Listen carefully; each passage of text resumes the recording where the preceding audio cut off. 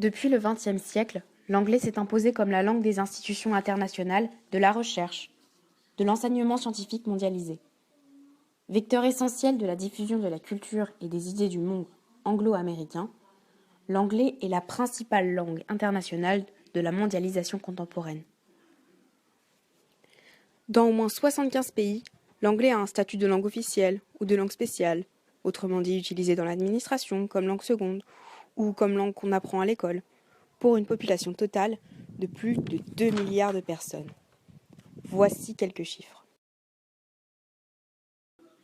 Posons-nous ainsi la question, quelle est la place de la langue de la culture anglaise dans un pays du monde anglophone?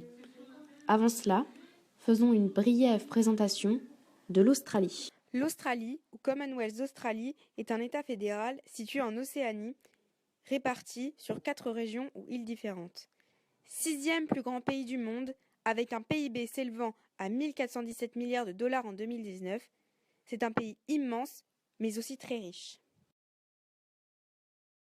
Comme vous l'avez peut-être deviné, l'Australie est un pays anglophone issu de la colonisation. Au départ, les Européens furent peu intéressés par la conquête de cette île, qu'ils jugeaient trop pauvre. En 1777, James Cook, un Britannique, aborde dans l'est de l'île à Botany Bay qui deviendra la Nouvelle-Galles du Sud. Mais finalement, le Royaume-Uni la colonisa par crainte de voir les Français disposer de ce territoire à leur place. Ils y envoient ce qu'on appelle maintenant en Australie la First Fleet, première flotte, qui arrive en 1788 et fonde la colonie de Sydney Cove, qui servit longtemps de bagne pour les prisonniers britanniques. Peu à peu, la conquête australienne prend de l'ampleur.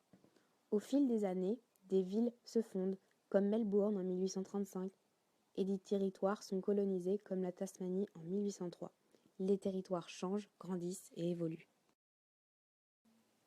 À la fin du XIXe siècle, l'Australie demeure encore une colonie anglaise et fut administrée par des gouverneurs qui en firent une riche colonie, malgré des révoltes face à l'oppression britannique.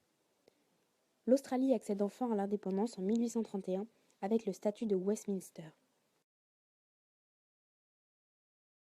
L'Australie est aussi membre du Commonwealth depuis 1901. Mais qu'est-ce que c'est, le Commonwealth ? C'est une organisation intergouvernementale composée de 54 États membres qui sont presque tous d'anciens territoires de l'Empire britannique. Ils sont réunis par la langue, l'histoire et la culture des valeurs décrites dans la charte du Commonwealth.